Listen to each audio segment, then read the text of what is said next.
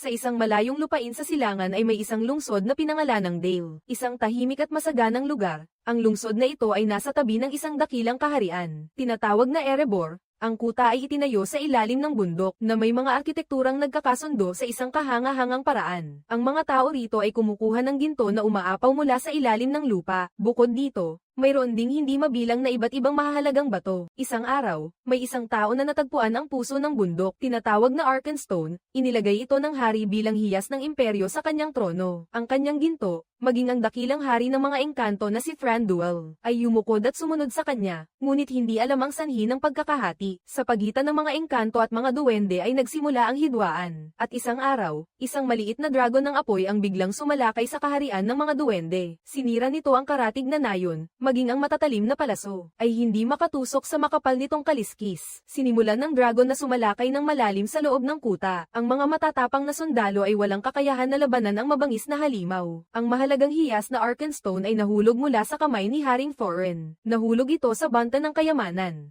Ang mga nakaligtas ay mabilis na umalis, habang ang dragon ay nalulunod sa kanilang ginto. Ang mga engkanto ay nagtanim ng galit dahil sa pagkakahati ng relasyon. Nang ang hari ng mga engkanto ay nakatayo lamang sa malayo at nanunood. Bagamat ang Erebor ay nasa isang mapayapang malayong lupain na tinatawag na Shire. Ito ang tahanan ni Bilbo Baggins. Si Bilbo ay nasa edad 50 na. Masaya siya sa kanyang tahimik na buhay. Isang araw, ang kulay-abong wizard na si Gandalf ay dumating sa Shire. Dumating siya upang anyayahan si Bilbo na sumama sa isang paglalakbay kasama ang mga duwende, upang talunin ang dragon at ibalik ang kanilang kaharian. Siyempre tumanggi si Bilbo dahil mas gusto niya ang mapayapang buhay sa bahay. Hindi ba mas mabuti iyon? Nang gabing iyon, isang duwende na nagngangalang Dwelen ang dumating sa bahay ni Bilbo. Umupo si Dwelen sa hapagkainan at kumain ng hapunan ni Bilbo. Si Bilbo ay naghahanda pa lamang, at may isa pang matandang lalaki ang kumatok. Iyon ay si Balin, kapatid ni Dwelen. Hindi na sila nagkita ng matagal. Nagbatian sila ng maigsi. Susunod ay dumating ang magkapatid na Fili at Kili. Sa pagkakataong ito, hindi lang isa o dalawa, kundi isang buong grupo ng mga duwende ang dumating. Pagkatapos, dumating si Gandalf. Hindi pa rin maintindihan ni Bilbo ang nangyayari. Alam lang niya na ang kanyang pagkain ay ginugulo nila. Kinain nila lahat, ginawang maingay na kainan ang kanyang bahay. Isang malaking handaan ang naganap. Ngunit si Bilbo ay walang natikman. Pagkatapos ng handaan, dumating si Thorin Oakenshield. Siya ang pinuno ng 13 duwende. Nagsimula silang mag-usap tungkol sa plano upang talunin ang dragon. Bawiin ang kaharian ng Erebor. Binigyan si Bilbo ng kontrata ng mga duwende, na may titulong magnanakaw. Nang mabasa ito, sobrang takot ni Bilbo at nahimatay. Ayaw sumali ni Bilbo sa pakikipagsapalaran na ito dahil sa takot na sobrang delikado. Kinaumagahan, nagising si Bilbo na iniisip na panaginip lang ang lahat ng nangyari kahapon. Ngunit natuklasan niya na ang kontrata ay nasa mesa pa rin. Dahil sa pag-uusisa sa labas ng mundo, nagpasya si Bilbo na isuot ang kanyang bag at tumakbo kasunod ng mga duwende. Mabilis niya silang naabutan at sinabing sasama siya sa kanila. At sa gayon, nagsimula na ang pakikipagsapalaran. Nang gabing iyon, habang nagpapahinga ang grupo, ang magkapatid, sina Fili at Kili ay inatas ang bantayan ng mga kabayo. Ngunit isang malaking problema ang nangyari. Ang dalawang kabayo ay nawala nang hindi nila alam. Dahil sa takot na mag-alala si Thorin, hindi pa nila ito sinasabi. Sa oras na iyon, nakakita sila ng liwanag mula sa malayo. Iyon pala ay isang higanti na tinatawag na troll sa bundok na kumukuha ng dalawang kabayo. Kung saan siya huminto, may dalawa pang troll sa bundok. Palihim na lumapit si Bilbo upang subukang iligtas ang dalawang kabayo. Nalapit ni Bilbo ang tali dahil malalaki sila ngunit mabagal. Balak ni Bilbo na nakawin ang kutsilyo mula sa isang troll. Ngunit hindi inaasahang nahuli siya ng isang troll at binaligtad, na naging dahilan upang mabasa siya sa uhog ng troll. Akala ng mga troll na si Bilbo ay isang malaking ardilya. Balak nilang ilagay siya sa isang garapon upang iihaw. Biglang dumating si Fili at pinutol ang paa ng isang troll. Agad na inihagis si Bilbo pabalik sa mga duwende. Lumitaw ang lahat ng mga duwende at sumabak sa isang malaking labanan. Ngunit malinaw na ang taas at lakas ay pabor sa mga troll. Sa kritikal na sandali, sinubukan ni Bilbo na putulin ang tali ng mga kabayo. Ngunit nahuli siya ng isang troll. Dalawang troll ang humawak kay Bilbo at handa siyang punitin. Pinilit nila ang mga duwende na ibaba ang kanilang mga armas at lahat ay itinali, para silang mga iskewer ng karne. Ang isang grupo ay itinali para iihaw mamaya. Agad na nagplano si Bilbo na dayin ang mga troll sa pamamagitan ng pagturo ng sikreto kung paano magbalat bago mag-ihaw. Nang marinig ito, nag-away ang mga duwende sa sobrang pananabik. Sa tamang oras, dumating si Gandalf. Ginamit niya ang kanyang baston upang basagin ang bato, upang sumikat ang sikat ng araw, na naging sanhi upang maging bato ang mga troll. Dahil hindi na natatakpan ng gabi, ang mga duwende ay tuwang-tuwa. Pagkatapos, natagpuan nila ang yungib ng mga troll. Dito, nakakita si Thorin ng dalawang pinong espada, at si Gandalf ay nakakita ng isang espada na akma sa laki ni Bilbo. Di nagtagal, dumating ang wizard na si Radagast na kulay kayumanggi. Sinabi niya kay Gandalf ang tungkol sa isang madilim na puwersa na bumabangon. Mula sa Dol Guldur, may mga higanteng gagamba na nasa hangin na puno ng amoy ng pagkabulok. Sa gitna nito ay isang abandonadong kastilyo na si Radagast ay minsang pumunta doon at hinarap ang isang manghuhula. Ibinigay ni Radagast kay Gandalf ang isang kakaibang espada na natagpuan mula sa isang abandonadong kastilyo. Sa sandaling iyon, dalawang lobo ang lumitaw at sunod-sunod na pinatay ni Thorin at Fili. Sila ang mga lobo ng especially iyan ng mga orc. Ang mga kabayo ay nakatali, kaya niligaw sila ni Radagast gamit ang kanyang sled na hinihila ng mga kuneho. Samantala, ang mga duwende ay tumakbo sa ibang direksyon. Gayunpaman, isang orc ang halos natuklasan ang grupo na nagtatago sa ilalim ng bato. Nagtatago sa ilalim ng bato, mabilis na lumabas si Fili at pumutok ng dalawang palaso. Napatay ang lobo at ang orc, ngunit ang malakas na sigaw ay nakuha ang atensyon ng mga kaaway. Mabilis na tumakbo ang mga duwende, ngunit hindi sila nakalayo ng hindi napalibutan. Sa kabutihang palad, may isang kuweba sa likod ng bato. Upang makapasok ang lahat, sa labas ay lumitaw ang isang grupo ng mga tao. Pinatay ang mga lobo at orc,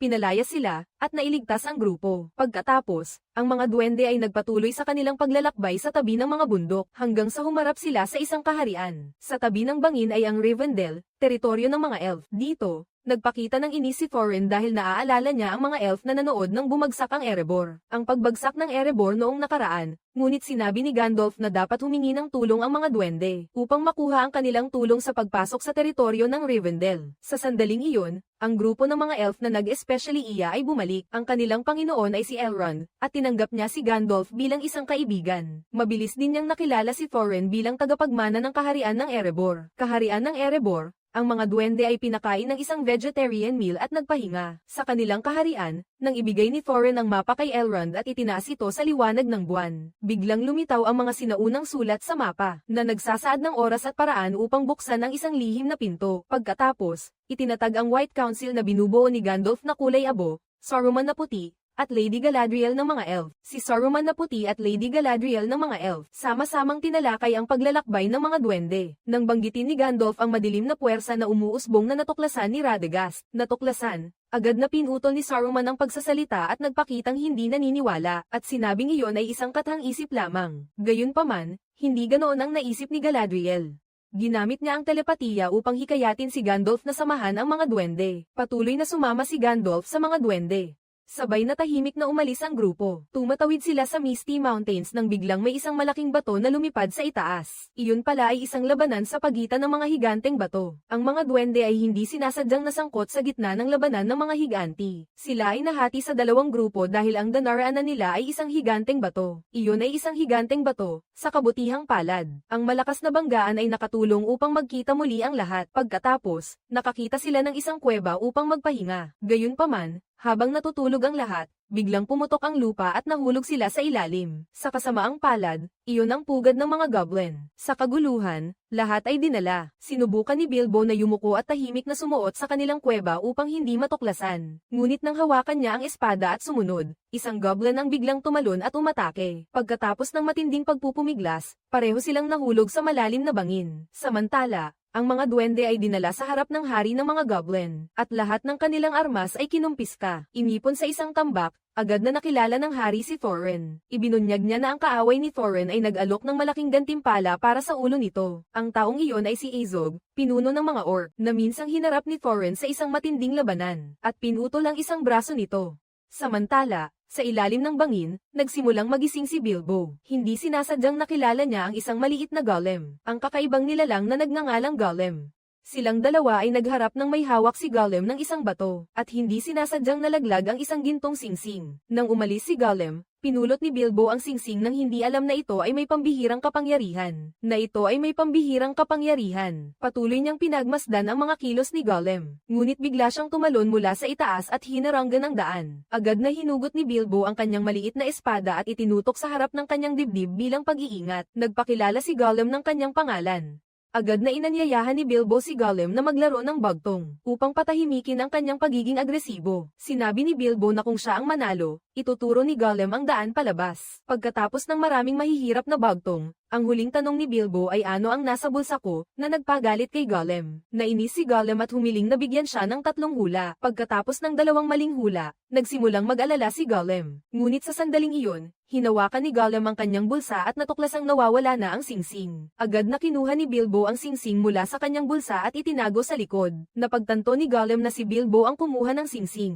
Nagalit siya at hinabol si Bilbo sa mga masalimuot na siwang ng bundok. Sa itaas, ang mga duwende ay nagkakagulo rin habang nakikipaglaban sa mga goblin. Sa kritikal na sandali, isang maliwanag na sinag ng liwanag ang lumabas at tinangay sila. Iyon pala ay si Gandalf na dumating sa tamang oras. Sa pagkakataong iyon, mabilis na nabawi ng mga duwende ang kanilang mga armas at gumanti. Ang hari ng mga goblin ay tinaga ni Thorin at nahulog sa bangin. Si Bilbo sa ibaba ay naipit sa isang makitid na siwang. Nagpasya siyang punitin ang butones ng kanyang damit at nagtagumpay sa pag-akyat. Hindi sinasadyang nasuot ni Bilbo ang singsing sa kanyang daliri, na nagpalitaw sa kanya. Sa itaas, daan-daang mga goblin ang patuloy na hinahabol ang mga duwende. Agad na gumamit si Gandalf ng mahika upang lumikha ng isang malaking gumugulong na bato. Buksan ang daan at itaboy ang mga humaharang sa unahan. Nang malapit na sila sa pintuan ng yungib, biglang lumundag ang hari upang harangin ang daan. Ngunit si Gandalf ay agad na iwinasiwas ang kanyang tungkod at tinamaan ng isang mata. Pagkatapos ay pinutol ang kanyang tiyan at tinapos siya sa pamamagitan ng isang mabilis na sibat sa leeg.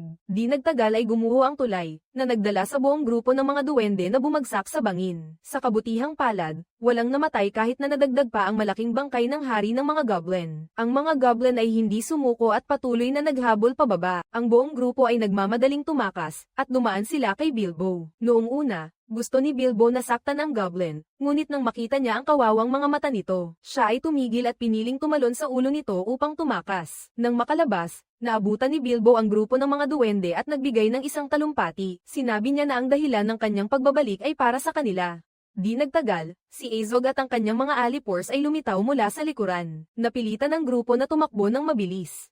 Ang mga malalaking lobo ay dumating at sumalakay ng mabangis. Si Bilbo ay bumunot ng kanyang espada at tinamaan ng isang lobo. Habang sumasalakay, nagpatuloy siya at pinatay ang 2 pang lobo sunod-sunod. Sa harap ay isang bangin, kaya inutusan ni Gandalf ang lahat na umakyat sa mga puno upang makaiwas. Ngunit pinangunahan ni Azog ang mga lobo upang palibutan at atakihin ang mga puno sa ibaba. Sinimulan nilang kagatin ang mga sanga ng mabangis. Isang puno ang nabunot, na kinaladkad ang iba pang mga puno. Nagdulot ito ng pagyanig sa buong lugar. Ang grupo ay napadpad sa isang punong nakasabit sa dulo ng bangin. Si Gandalf ay gumamit ng mahika upang sunugin ang mga pine cone at inihagis ang mga ito pababa. Ipinasa ng lahat ang apoy at sinunog ang isang bilang, na lumikha ng malalaking apoy na pansamantalang nagpabalik sa mga lobo. Gayunpaman, nang ang puno ay nagsimulang mabunot at bumagsak, si Thorin ay humakbang at hinamon si Azog sa isang tunggalian. Si Thorin ay sumalakay ngunit mabilis siyang tinamaan ng lobo ni Azog. Dahil dito ay bumagsak siya.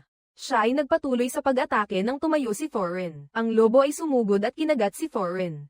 Siya ay mabilis na iwinasiwas ang kanyang espada at pinalaya ang kanyang sarili. Ngunit sa oras na ito, pagod na si Thorin. Nang makita ni Bilbo na hindi patas si Azog, agad siyang sumugod. Pagkatapos ay saksak ng malakas si Azog. Ang mga natitira ay nagbabalak na saktan si Bilbo. Ngunit ang buong grupo ng mga duwende ay sumugod upang tumulong. Sa tamang sandali, isang grupo ng malalaking agila ang dumating. Lumipad sila at hinawakan ang mga lobo at inihagis ang mga ito sa bangin. Ang mga lobo ay isa-isang hinawakan at ibinagsak ng mga agila. Kasabay nito, binuhat din ng mga agila ang buong grupo ng mga duwende. Lumipad sila palayo sa larangan ng digmaan, dinala sa mga maringal na bundok, at huminto sa isang malaking bato. Nang magising si Thorin, niyakap niya ng mahigpit si Bilbo. Nagpapakita ng pasasalamat dahil matapang siyang nagligtas ng kanyang buhay. Isang taon pagkatapos ng nakaraang kaganapan, si Azog at ang kanyang mga tauhan ay patuloy na nangangaso. Sinusundan nila ang grupo ng mga duwende habang nagmamanman. Nakita ni Bilbo ang isang malaking oso na lumitaw sa kalapit na bundok. Dahil dito ay natakot siya at mabilis na tumakbo upang ipaalam sa lahat. Nang marinig ito, agad na may napansin si Gandalf. Alam niya na may isang bahay sa malapit na makakatulong sa grupo. Manatili roon magdamag, kaya ang grupo ay nagmadaling tumakbo ng mabilis. Nang makapasok na sila sa loob ng bahay, ang malaking oso ay lumabas din mula sa kagubatan. Naisara ng grupo ang pinto ng mahigpit bago ito sumugod upang atakihin. Sinabi ni Gandalf na ang osong iyon ay ang may-ari ng bahay na ito. Nagulat ang lahat ng mga duwende. Ipinaliwanag niya na si Bian ay may kakayahang mag-anyong hayop, at ang osong iyon ay ang kanyang anyong nagbago. Tama nga, Ang pinakadelikadong lugar kung minsan ay ang pinakaligtas na lugar. Dahil si Bian ay laging gumagala sa paligid ng bahay, ang kanilang pagtigil sa kanyang tahanan, ay nakatulong sa grupo na maiwasan ang pag-atake ni Izog, at ang kanyang mga tauhan sa gabing iyon. Sa tamang sandali, isang alipors ang dumating. Nagulat na ang kanyang Panginoon ay tinatawag siyang bumalik. Ang tumatawag ay ang Panginoong Sauron ng Dol Guldur. Si Azog ay inatasan na pamunuan ng hukbo ni Sauron bilang paghahanda sa paparating na digmaan. Napilitan siyang ibigay ang gawain ng paghabol sa mga duwende sa kanyang anak, si Bolg. Pagsikat ng araw, si Bian ay bumalik sa anyong tao at tahimik na umuwi. Inalok niya ang grupo ng sariwang gatas ng baka sa umaga. Inihayag ni Bian na siya ang huling natitira sa lahi ng mga taong nagbabago ng anyo. Napansin niya na sa darating na panahon, ang kanilang pagkain ay unti-unting nauubos. At ang daan sa pamamagitan ng Mirkwood sa unahan ay lubhang mapanganib. Kaya't bukas palad niyang ibinigay ang kanyang mga kabayo sa grupo ng mga duwende, upang matulungan silang makagalaw ng mas mabilis. Di nagtagal, nakarating na sila sa pintuan patungo sa Mirkwood, isang lugar na madilim, mamasa-masa, at tila natatakpan ng isang bagay na masama, kaya ang daan ay naging mahirap para sa mga kabayo. Kaya't pinakawalan ng grupo ang mga kabayo at nagpatuloy sa paglalakad. Habang nagpapahinga, may natuklasan si Gandalf na kakaibang ukit, isang mata, na nagparamdam kay Bilbo ng isang hindi magandang presensya. Pagkatapos, sinabi niya na kailangan niyang umalis ng maaga upang pumunta sa ibang lugar. Ang mga duwende ay nagpatuloy sa paglalakad ng malalim sa daan sa kagubatan. Ngunit hindi nagtagal ay napagtanto nila na nawala na sila sa landas. Si Bilbo ay nakaupo at naglalaro ng mga sapot ng gagamba sa tabi ng daan. Marami ang nagsimulang mapagod, mahilo, at kumilos na parang nasa ilalim ng guni-guni. Maging si Bilbo ay nakita ang kanyang sarili sa likuran niya. Nang hindi makahanap ng daan palabas, nagpa siya si Bilbo na umakyat sa puno upang obserbahan ang araw at malaman ang direksyon. Nang makaakyat siya sa itaas ng makapal na mga dahon, parang siya ay nabuhay muli mula sa pagkahimatay. Ngunit nang tumawag siya pababa, walang sumagot. Mula sa malayo, may isang malaking bagay na gumagalaw patungo sa kanya, at sa gitna ng gulat, si Bilbo ay nahulog sa harap mismo ng pugad ng isang malaking gagamba. Mabilis siyang binalot ng makapal na sapot. Nang biglang magising si Bilbo, napatay niya ang gagamba gamit ang kanyang espada. Ngunit marami pang ibang gagamba sa paligid, at ang mga duwende ay nakabalot na parang mga momya. Si Bilbo ay isinuot ang singsing upang maging invisible, at sabay, narinig niya ang mga gagamba na nag-uusap tungkol sa isang masaganang hapunan. Kaya't bumato siya ng isang sanga sa tabi upang linlangin sila. Iniligaw niya ang mga ito, pagkatapos ay sinaksak ang isang nagbabantay gamit ang kanyang espada. Pagkatapos ay mabilis niyang pinutol ang mga sapot upang palayain ang lahat. Bigla, isang malaking gagamba ang dumating at sinaksak siya. Ngunit niyakap siya nito at nahulog sila pababa. Ang mga impact ay naging dahilan upang si Bilbo mawala ang singsing sa kanyang kamay. Agad na humawak ng sandata ang mga duwende at sumalakay. Bumunot pa sila ng isang paa ng gagamba, kaya't ang katawan na lang ang natira. Natagpuan muli ni Bilbo ang singsing. Ngunit sa oras na ito, may isang orc na dumaraan. Sinugod niya ito at marahas na sinalakay. Nang makuha niya ang singsing, napagtanto niya na ito ay unti-unting nagbabago sa may-ari nito. Nagiging ibang tao upang bawiin ang singsing. Sa mismong sandaling iyon, isang grupo ng mga elves ni Thranduil ang dumating. Sa pangunguna ni Legolas, hinarang nila ang mga duwende. Si Kili ay nasugatan dahil nakagat ng gagamba sa paa. Isang babaeng mandirigma ng Mirkwood na nagngangalang Tauriel ang dumating. Mabilis siyang nailigtas at napatay ang ilang mga gagamba na papalapit. Si Tauriel ay isa ring elf ng Mirkwood. Pagkatapos, ang mga duwende ay hinuli at kinumpiska ang lahat ng sandata. Kinumpiska ang lahat ng sandata at dinala sa kaharian ng Mirkwood sa Black Forest. Samantala, si Bilbo ay nanatiling invisible at tahimik na sumusunod sa grupo. Ang hari ng Mirkwood, si Thranduil, ang nag-utos na hulihin ang mga duwende. Ang mga duwende ay hinati at ikinulong sa magkakahiwalay na selda na gawa sa kahoy. Samantala, si Kili ay nagsimulang mahulog ang loob sa kagandahan ni Tauriel. Samantalang si Thorin ay nakatayo sa harap ni Thranduil, pinakikinggan ang kanyang mga panlalait, at sinabi ni Thorin na ang pagbawi sa kaharian ng mga duwende ay isang bagay na walang kabuluhan. Sinabi ni Thranduil na palalayain niya ang mga duwende kung ibabalik nila ang pag-aari ng Mirkwood. Ngunit tumanggi si Thorin, hindi niya matanggap dahil naalala niya ang kanyang mga nasasakupan na pinabayaan, at namatay ng walang tulong. Dahil dito, nagalit si Thranduil at inutusan na ikulong si Thorin. Ito ay nangangahulugang walang anumang kasunduan, at wala ring anumang usapan.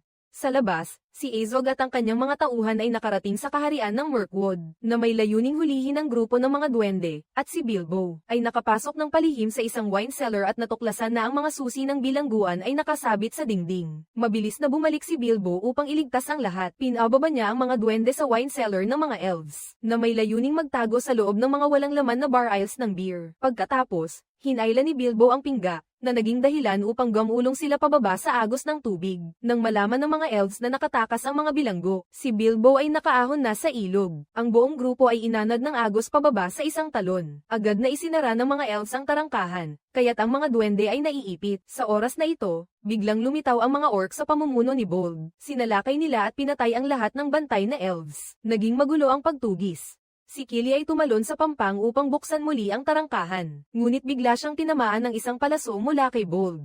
Si Tauriel ay dumating at binawian ng buhay ang dalawang kalaban mula sa malayo. Si Legolas ay nagdala rin ng mga tauhan upang tumulong sa tamang oras, sinamantala ang pagkakataon. Hinayla ni Kili ang pingga upang ang lahat ay makaalis, at siya rin nakatalon at sumama sa grupo. Ang mga tauhan niya ay patuloy na humahabol sa pampang. Kasunod nila ang mga elves na mahigpit na sumusunod. Ang mga duwende ay nagtulungan upang putulin ang isang sanga kung saan nakatayo ang mga orc.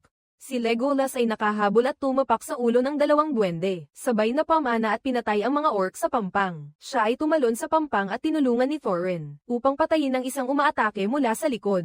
Si Tauriel ay nakahuli ng isang orc na buhay. Siya ay dinala sa palasyo ng Mirkwood upang tanungin. Sinabi ng orc na ang isa sa mga duwende ay mamamatay dahil ang lason ng palaso ay pumasok sa kanyang dugo. Nang marinig ito, si Tauriel ay nag-alala para kay Kili. Nang magpatuloy sa pagtatanong, nalaman ni Thranduil na may isang madilim na kapangyarihan na bumabangon, kaya't inutusan niya na higpitan ang seguridad ng kanyang kaharian, at walang sino man ang pinayagang lumabas. Ngunit si Tauriel, na nag-aalala para kay Kili, ay umalis. Nang makita ito, si Legolas ay sumunod sa kanya. Samantala, sina Gandalf at Radagast ay pumunta upang imbestigahan ang mga libingan ng Nazgul, ngunit wala silang natagpuan doon. Tila ang mga Ringwrath ay tinawag pabalik sa Dol Guldur, ng mismo sa Dark Lord na si Sauron. Ang mga duwende ay nakalayo na mula sa mga orc at pumunta sa pampang. Biglang may isang tao, lalaki na may pana sa kamay.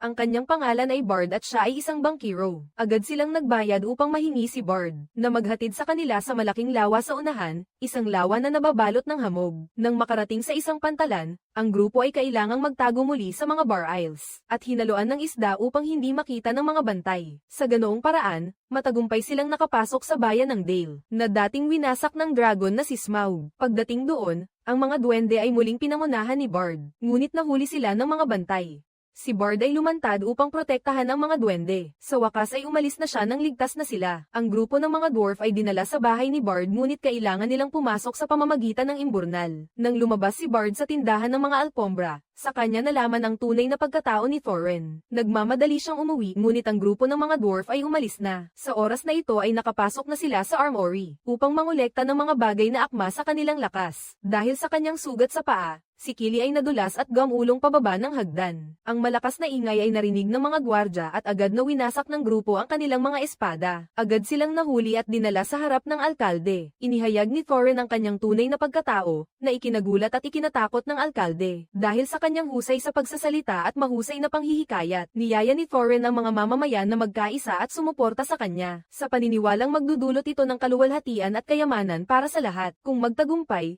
ang alkalde ay taimtim na babatiin ang mga dwarf sa kanilang pagbabalik. Kinabukasan ng umaga, ang buong grupo ay nagpatuloy sa kanilang paglalakbay. Gayunpaman, dahil sa kanyang sugat, kinailangan ni Kili na manatili, kasama sina Fili, Oin, at Bofur. Ang grupo ni Thorin ay nagsimulang umakyat sa Lonely Mountain. Mula rito, makikita nila ang dating lungsod ng Dale. Sa pamamagitan ng pag-aaral ng mapa, natagpuan nila ang daan patungo sa lihim na pinto. Samantala, si Gandalf kasama si Radagast ay nakarating sa kastilyo ng Dol Guldur. At dito, hinilingan si Gandalf na hanapin si Lady Galadriel, upang sabihin ang kanilang natuklasan. Pagkatapos, si Gandalf ay pumasok ng mag-isa sa kastilyo. Agad na napansin ni Azog ang kanyang presensya. Samantala, si Thorin at ang kanyang grupo ay umakyat na sa lokasyon ng pinto. Ngunit kahit may pinto at susi, hindi nila mahanap ang keyhole. Kaya sinubukan ng grupo na sirain ito. Ngunit walang epekto. Lahat ay nagsimulang mawala ng pag-asa at umalis, kasama na si Thorin. Samantala, si Bilbo ay patuloy na sinusubukang hanapin ang keyhole. Sa wakas,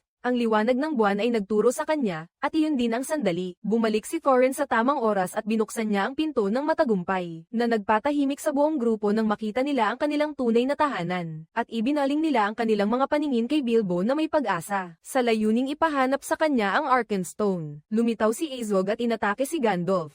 Agad siyang tumayo at gumamit ng mahika upang tumakas. Ngunit bago pa siya makalayo, isang malaking anino ang hamarang sa kanya. Si Gandalf ay lumikha ng isang bola ng enerhiya upang labanan ito. Gayunpaman, ang madilim na kapangyarihang iyon ay napakalakas, na naging sanhi upang maging abo ang tungkod ni Gandalf, at pagkatapos ay kontrolado na siya nito. Mula sa itim na usok ay lumabas ang Necromancer, ang Dark Lord na si Sauron. Ngayon, si Bilbo ay bumaba na sa lugar kung saan iniingatan ang mga kayamanan, kung saan nakahiga ang dragon na si Smaug na nagbabantay. Dito, sinimulan ni Bilbo na hanapin ang nag-iisang Arkenstone sa napakalawak na kayamanan. Biglang lumitaw ang mukha ng dragon, na halos mawalan ng malay si Bilbo sa takot. Sa likod ay ang malaking buntot na kumakawag. Nang bumangon at imulat ni Smaug ang kanyang mga mata, mabilis na humiga si Bilbo, at nagsimula siyang mag-isip na gamitin ang kanyang singsing. Walang ibang pagpipilian, napagpasyahan niyang isuot ito habang iniaangat ng dragon ang kanyang ulo. Kahit maliit at hindi nakikita, naramdaman pa rin ito ang amoy ng isang magnanakaw. Si Bilbo ay nagsimulang tumakbo ng mabilis na parang hindi pa siya nakatakbo. Biglang may isang bagay na kumontrol sa kanya, pinaltanggal ang singsing. Ibig sabihin, natuklasan na siya ng dragon. Ginamit niya ang kanyang katalinuhan upang lokohin ito. Sa sandaling iyon, nakita ni Bilbo ang Arkenstone ngunit dahil sa pagpuri pa rin kay Smaug, nahirapan siyang mag-concentrate. Noong makuha na sana niya ang bato, isang tapak ni Smaug ang nagpaiwas dito pababa. Hinabol ito ni Bilbo at maswerte siyang natakpan ng tambak na ginto. Habang ang dragon ay patuloy na umuungal, naghahanap na may galit na pulang mga mata. Sa bayan, nalaman nila na nagising ang dragon. Nagpasya si Bard na kunin ang huling Black Arrow, ang tanging sandata na makakapatay sa dragon. Nagpasya siyang gamitin ito, at inilagay sa windlass. Lumitaw siya ngunit dahil natuklasan siya ng mga gwardya, ibinigay niya ito sa kanyang anak upang itago, habang siya ay humarap sa mga gwardya. Hindi siya nakalayo nang mahuli siya ng alkalde. Samantala, sa Dol Guldur, si Gandalf ay nakakulong sa isang kulungang bakal, at nakita niya ang isang hukbo ng mga orc na pinapadala patungo sa bundok ng mga dwarf. Si Bilbo ay patuloy pa rin sa paghabol sa Arkenstone. Nakapasok siya sa ilalim ng isang malaking haligi upang pansamantalang magtago. Nakatakas siya sa dragon ngunit nang lumabas siya upang kunin ang bato, ito ay tinangay muli. Sa sandaling iyon, natuklasan ni Bilbo na si Smaug ay nawalan ng isang kaliskis. Malamang dahil sa mga Black Arrow noong nakaraan. Sinabi ng dragon na tapos na ang laro ng habulan. Ngunit nagamit ni Bilbo ang singsing upang maging invisible sa tamang oras. Naiwasan niya ang kagat ng dragon nang magalit ito at bumuga ng apoy. Matagumpay na nakaakyat si Bilbo pabalik sa hagdan.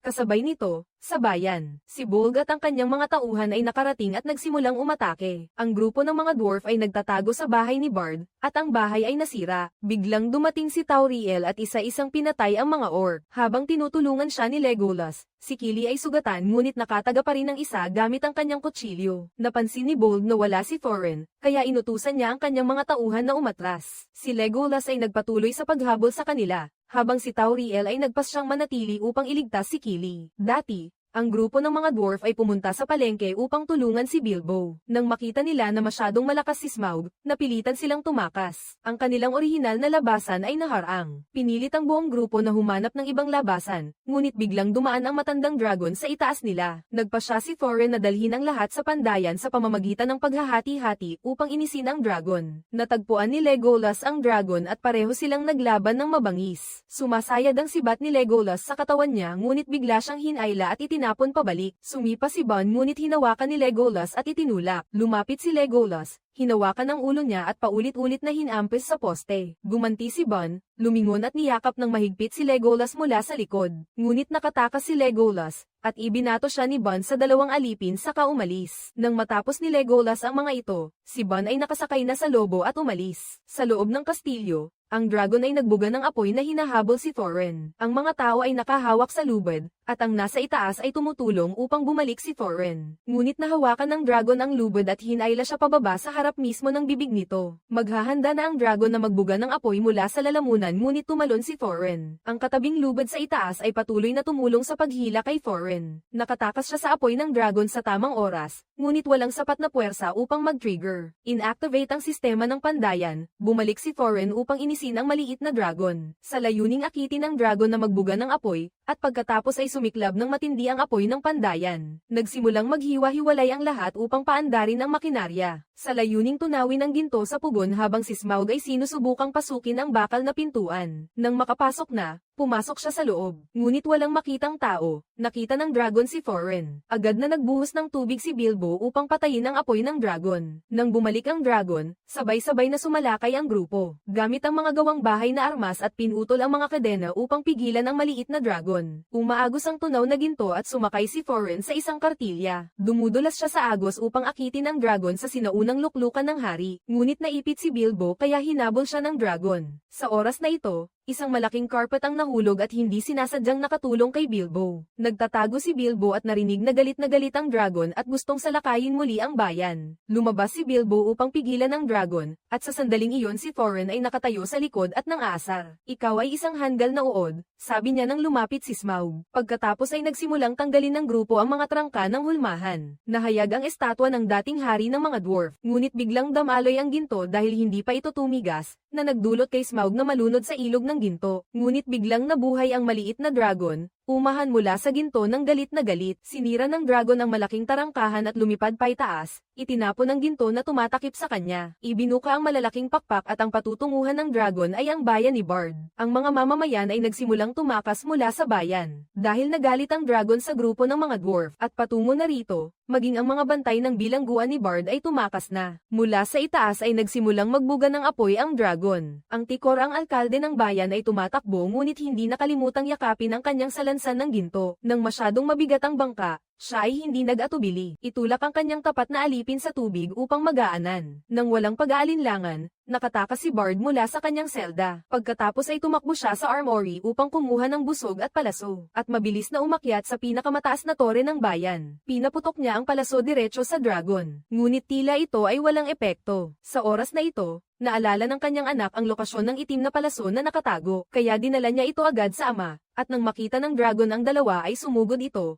pinaikot ang tore. Pagkatapos ay damapo ng malakas at umungal, ngunit hindi pinansin ni Bard ang banta. Sa halip, nakatuon siya sa paggawa ng isang sapat na malaking busog. Ang anak ni Bard ay gagamit ng kanyang balikat upang suportahan ang dulo ng palaso. Nang napakalapit na ng dragon at nakita ang nakabukas na kaliskis, agad na pinakawalan ni Bard ang palaso. Tumama ng tama sa mahinang punto. Naging sanhi upang sumubsob ang dragon sa lupa ng matinding sakit. Nagpumiglas ito at sumigaw ng malakas. Pagkatapos ay unti-unting bumagsak, kaya ang maalamat na dragon ay namatay ng malungkot ngunit kahanga-hanga. Ngunit lubhang nayanig si Bilbo at ang mga dwarf nang malaman na ang dragon ay patay na. Samantala ang mga mamamayan ng bayan ay nagsimulang gamutin ang mga nasugatan. Ang grupo ni Kili ay naghahanda ng umalis. Agad na nagtapat ng pag-ibig si Kili kay Tauriel ngunit hindi siya maaaring sumama sa kanya. Sa sandaling iyon, binigyan siya ni Kili ng isang bato bilang alaala, at naghiwalay silang dalawa ng may panghihinayang. Bumalik si Bard. Ang mga mamamayan ay sumigaw ng kanyang pangalan dahil natalo niya ang dragon. Kasabay nito, ang grupo ni Kili ay nakarating sa bundok nag-iisa. Ngunit pinigilan sila ni Bilbo at sinabing umalis dito. Dahil si Thorin ay abala at nahuhumaling sa kayamanan. Sa loob ng 3 araw ay hindi siya kumain o uminom. Pagkatapos ay nakita nila ang kanilang mga kasamahan, at sama-samang ginawa ang misyon na hanapin ang bato, ang Arkenstone para kay Thorin, ngunit hindi nila alam na noong araw na iyon ay natagpuan ni Bilbo ang batong iyon. Ang hukbo ng mga orc na pinamumunuan ni Azog ay patungo na sa bundok nag-iisa, samantala ang mga mamamayan ng bayan ay patungo rin doon. Walang kamalay-malay, sakutan ng Dol Guldur, nang si Gandalf ay dadalhin ng isang alipin ni Sauron upang patayin. Biglang lumitaw si Lady Galadriel at binigyan siya ng isang napakalakas na hampas. Pagkatapos, ang mga madilim na espiritu ay ipinatawag at pinalibutan silang dalawa. Sa sandaling iyon, dumating sina Elrond at Saruman na puti sa tamang oras. At ang magkabilang panig ay mabilis na sumugod sa isang matinding labanan. Si Radagast ay dumating din sa tamang oras at mabilis na dinala. Si Gandalf ay ligtas na umalis bago talunin nina Elrond at Saruman ang lahat ng mga espiritu. Pagkatapos ay nagpakita si Sauron ngunit binago ni Galadriel ang kanyang anyo. Siya ay naging lubhang nakakatakot at makapangyarihan.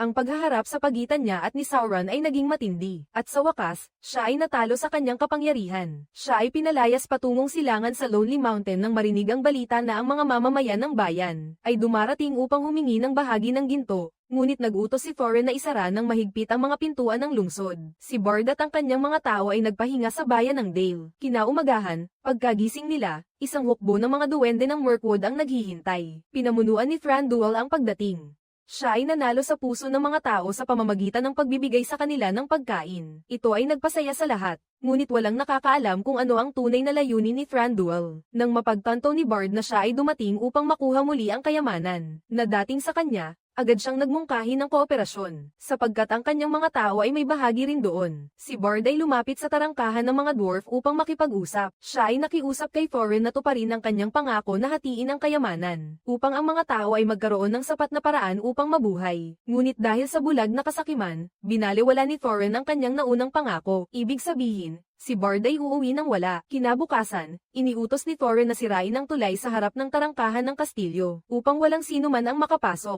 Ang kilos ni Thorin ay opisyal na nagpasimula ng digmaan sa pagitan ng mga dwarf laban sa mga tao at mga duwende ng Mirkwood sa bundok Gundabad. Si Legolas at Tauriel ay pumunta rito at nasaksihan ang ikalawang hukbo ng mga orc na pinamunuan ni Bolg na dumarating kasama ang isang kawan ng mga higanteng paniki na uhaw sa dugo. Pinalaki upang maglingkod lamang sa digmaan sa tabi ng bayan ng Dale. Sumakay si Gandalf patungo sa lugar. Mabilis niyang binalaan sina Bard at Thranduil tungkol kay Azog. Nagbalita tungkol sa hukbong orc na papalapit, ngunit si Thranduil ay nagpakita ng kawalang interes, dahil ang tanging bagay na mahalaga sa kanya ay ang mabawi ang kayamanan para sa kanyang sarili. Sa gabing iyon, lihim na umalis si Bilbo sa Lonely Mountain at pumunta sa kampo ni Bard. Sa bayan ng Dale, iminungkahi niya na pigilan nila ang digmaan sa mga dwarf, sa pamamagitan ng paggamit ng Arkenstone para ipagpalit. Kinaumagahan, ang hukbo ng mga duwende ng Mirkwood at mga tao ay dumating sa harap ng tarangkahan. Sa Erebor, agad na nagpaputok si Thorin ng isang palaso pababa bilang babala sa kanila, at ang panig ng mga duwende ay hindi rin papahuli. Naghanda ng mga pana, nakataas ang mga pana. Nang hindi magkasundo, inilabas ni Bard ang Arkenstone. Nagulat si Thorin nang mapagtanto na ang bato ay ninakaw. Hindi ito tinanggap ni Thorin at sinabing peke ang bato. Si Bilbo ay nagpatunay na ito ay totoo dahil siya mismo ang nagbigay nito sa kanila. Galit na galit si Thorin dahil sa pagkakanulo, at sinubukang itapon si Bilbo palabas ng lungsod. Ngunit namagitan si Gandalf sa tamang oras. Samantala, sa pagkakataong iyon, si Thorin ay nag-ambala. Siya ay nakatakas. Kasabay nito, sa itaas ng bundok, isa pang hukbo ng mga dwarf na pinamumunuan ni Dane. Pinsan ni Thorin ang namumuno. Dumarating si Dane na nakasakay sa isang malaking baboy ramo pandigma. Nang malapit ng sumiklab ang labanan, biglang lumitaw ang mga higanteng uod mula sa ilalim ng lupa. Nagbukas ng daan para sa hukbong orc ni Azog na sumalakay. Agad na nagtatag ng harang ang mga dwarf upang ipagtanggol laban sa hukbong orc. Ang mga duwende ng Mirkwood ay tumalon sa harang at sumugod. Ang mga tao at ang mga orc ay nagsagupaan sa isang matinding labanan. Agad na tumawag si Azog ng karagdagang puwersa upang sakupin ang bayan ng Dale. Mula sa mga lungga ng mga uod sa bundok, lumitaw ang mga higanteng demonyo. Dala nila sa kanilang likod ang mga tirador patungo sa bayan ng Dale. Isang higanti ang sumugod at sinira ang pader, at iyon na. Matagumpay silang pumasok at nilipol ang mga mamamayan na nagtatago. Dito, kasabay nito, nagawang pangunahan ni Bard ang kanyang mga mandirigma, mabilis na bumalik sa linya ng depensa. Nang magkita ang dalawang panig, agad silang nagsagupaan. Sina Gandalf at Bilbo ay tumulong din sa mga karaniwang tao. Samantala, isang malaking orc ang hamarang sa daan. Ang grupo ng mga anak ni Bard ay agad na sumugod at pinatay siya sa isang saksak sa dibdib. Pagkatapos masiguro ang kaligtasan ng mga nakababatang anak, si Bard ay nagpatuloy sa pakikipaglaban. Nakita si Thranduil sa daan pabalik sa bayan, siya ay lubhang matapang. Sa likod ng isang malaking usang lalaki, kanyang pinatay ang maraming kaaway. Ngunit di nagtagal, ang USA ay tinamaan ng palaso at bumagsak. Ang mga mandirigmang orc ay pumaligid sa kanya, ngunit mabilis na dumating ang mga tauhan ni Thranduil upang tumulong. Tinulungan si Thranduil na makatakas mula sa mapanganib na pagkubkob. Sa panig na ito, ang baboy ni Dane ay napatay. Mag-isa, siya. Bitbit ang kanyang palakol, kasama ang kanyang matigas at matapang na ulo, ay pumatay sa mga kaaway sa paligid. Ang kaguluhan sa oras na ito ay naging mas madali para sa mga higanti. Nalipulin ang lahat, habang sa labas ay nagaganap ang magulong labanan. Sa lahat ng dako, si Thorin ay nagtatago pa rin sa kastilyo, at ang pinakabahala sa kanya ngayon ay kung paano may tatago ng mahigpit ang ginto sa ilalim. Pagkatapos, pumunta si Thorin sa pangunahing bulwagan ng hari. Ang mga guni-guni tungkol sa lumang dragon ay nagsimulang lumitaw. Napaisip si Thorin na siya ay lalamunin ng mismong ginto, kaya't nailabas niya ang korona sa kanyang ulo. Nang matauhan, agad na tinawag ni Thorin ang kanyang mga tauhan. Sumali sa labanang nagaganap sa labas. Ang hukbo ni Dane ay naipit sa tarangkahan ng kastilyo. Si Azog mula sa malayo ay nag-utos sa kanyang mga sundalo na patayin ang lahat. Sa sandaling ito, isang gintong kampana ang Samira sa batong gate. Nagpapahiwatig ng pagdating ni Thorin na buong tapang na pinamumunuan ang grupo ng mga dwarf. Ang espiritu ng pakikipaglaban ng mga sundalo ay nasa pinakamataas na antas. Nagpatuloy sila sa paglusob sa labanan sa bayan ng Dale. Pinamumunuan ang kanyang hukbo upang harapin ang susunod na pag-atake ng mga orc. Sa labanan sa labas, ang magkapatid na Kili at Fili ay labis na masaya na magkita muli. Pagkatapos, nagpa siya si Thorin na patayin ang kanilang leader na si Azog. Siya kasama sina Kili, Fili, at Dane ay umakyat patungo sa kinaroroonan ni Azog. Sa daan paakyat, hindi nila maiwasang harangin ng maraming kalaban. Sa bayan ng Dale, bumalik sina Legolas at Tauriel upang magbabala tungkol sa ikalawang hukbo na pinamumunuan ni Bolg. Papalapit ng marinig ang balita na si Kili ay patungo kay Azog. Iyon ay nagdulot ng pag-aalala kay Tauriel sa itaas. Si Thorin at ang lahat ay pinatay ang lahat ng mga bantay. Ngunit ang kakaiba ay walang bakas ni Azog. Sa sandaling ito, isang grupo ng mga goblin ang dumating. Si Kili at Fili ay agad na nag-inspeksyon sa tore, samantalang si Thorin at Dane ay nanatili upang harapin ang mga goblin. Nakita ni Bilbo na nasa panganib ang grupo, hindi siya makatayo lang, kaya nagpa siya siyang umakyat sa bundok na iyon upang tulungan sila. Sa pinakamadaling paraan, gamit ang kanyang singsing, napakabilis niyang nakarating sa lugar. Ipinabatid ni Bilbo na ang isa pang hukbo ni Azog ay sumasalakay mula sa hilaga. Sa sandaling ito, napagtanto ni Thorin na ito ay isang bitag. Samantala, sina Fili at Kili ay abala sa pagmamasid sa bawat sulok. Sa mismong sandaling iyon, si Fili ay nahuli ni Azog at pinatay, pagkatapos ay ibinagsak sa harap mismo ni Kili. Nang makita ni Kili na sinaksak ang kanyang kapatid, siya ay nagalit at tumakbo paakyat. Napilitan sina Thorin at Dane na agad tumakbo upang protektahan siya. Agad na hinarang ni Azog si Thorin. Si Thorin ay maliit ngunit napakatalino. Mabilis niyang sinaksak ito sa tiyan, ngunit agad itong gumanti ng isang nakamamatay na suntok. Sa oras na ito, ang malalaking bat na pinamumunuan ni Bolg ay dumating. Ang mga orc ay sumalakay ng mabangis. Sa kabutihang palad, nakaiwas si Bilbo sa ilalim ng bundok. Dumating din sina Tauriel at Legolas. Agad na hinawakan ni Legolas ang paa ng isang malaking bat upang lumipad paitaas. Samantala, si Bilbo ay walang dalang armas kaya napilitan siyang gumamit ng bato upang itapon sa mga orc para sa kanyang depensa. Ngunit bigla siyang inatake ng isang orc at napatumba. Sa itaas, sinaksak ni Legolas ang ulo ng bat upang ito ay tulungan siyang lumapag sa ibaba ng kastilyo. Mabilis siyang bumaril upang patayin ang mga orc na sasakmal kay Thorin. Umakyat si Tauriel upang hanapin si Kili nang bigla siyang atakihin ni Bolg. Kahit na sinubukan niyang lumaban, siya ay napasuko ni Bolg. Pinatumba siya sa pamamagitan ng isang suntok. Nang handa na si Bolg na patayin si Tauriel, tumalon si Kili upang hadlangan. Ngunit hindi siya nagtagal at napasuko rin ni Bolg. Sinaksak ni Bolg si Kili sa harap mismo ni Tauriel. Nang makita ito, sumigaw si Tauriel sa sakit at sumugod kay Bolg, kumapit sa leeg nito at pareho silang nahulog sa bundok. Gayunpaman, si Bolg ay nakatayo pa rin pagkatapos ng malayong pagkahulog. Sinakluban ni Legolas si Tauriel. Ngunit sa kasamaang palad, naubos na ang mga palaso sa kanyang likuran. Kaya nagpa siya si Legolas na tumalon at lumapag sa higanteng nasa ibaba. Sunod-sunod siyang sumalakay na naging dahilan upang bumangga ito sa tore, bumagsak na parang tulay. Sa kabilang panig, handa na ring sumugod si Bolg upang harapin siya. Ibinato niya ang kanyang armas nang napakalakas na gumuho ang bahagi ng pader sa itaas. Sa itaas, si Thorin ay nakikipaglaban sa mga orc na demonyo. Pinatay niya ang isang orc at itinapon pababa. Naging sanhi upang si Bolg ay mawalan ng balanse, at may libing kasama ng mga labi ng bato. Sa sandaling ito, nasa panganib ulit si Thorin kaya inihagis ni Legolas ang kanyang espada upang patayin ang orc. Mabilis na kinuha ni Thorin ang kanyang dating espada, at handang harapin si Azog na naghihintay sa unahan. Biglang sumugod si Bolg, ngunit naglabas si Legolas ng 2 kutsilyo mula sa kanyang likuran upang harapin siya. Sinaksak si Bolg sa tiyan, pagkatapos ay tumalon sa ulo nito. Sinaksak mula sa itaas pababa, tuluyang pinatay si Bolg. Sa itaas, si Thorin ay nakikipaglaban pa rin kay Azog. Si Azog, na may kadena sa kamay, ay sumalakay kay Thorin. Patuloy siyang sumalakay gamit ang blok ng semento sa dulo ng kadena. Dahil dito, nagsimulang pumutok ang yelo. Pagkatapos ng ilang pag-iwas, nataman ni Thorin si Azog. Ngunit patuloy na sumalakay si Azog, naging dahilan upang ma-stuck ang blok ng semento. Sa mismong sandaling ito, sa likod ni Thorin, dumating ang isang kawan ng mga higanteng agila. Sa kanilang likuran ay sina Radagast at Beorn. Si Beorn ay tumalon mula sa itaas, naging isang malaking kulay abong oso at nagsimula ng kanyang pagpatay. Sa oras na ito, inihagis ni Thorin ang blok ng semento kay Azog upang hilahin ito pababa sa nagyayelong lawa. Akala niya patay na si Azog, ngunit bigla itong sumaksak sa paa ni Thorin. Sinira ni Azog ang yelo, tumalon, at sumalakay. Kahit na nakablock si Thorin, wala na siyang pagpipilian. Kaya hinayaan niyang saksakin siya at gumanti ng isang nakamamatay na suntok. Dumaan sa yelo, pinatay si Azog.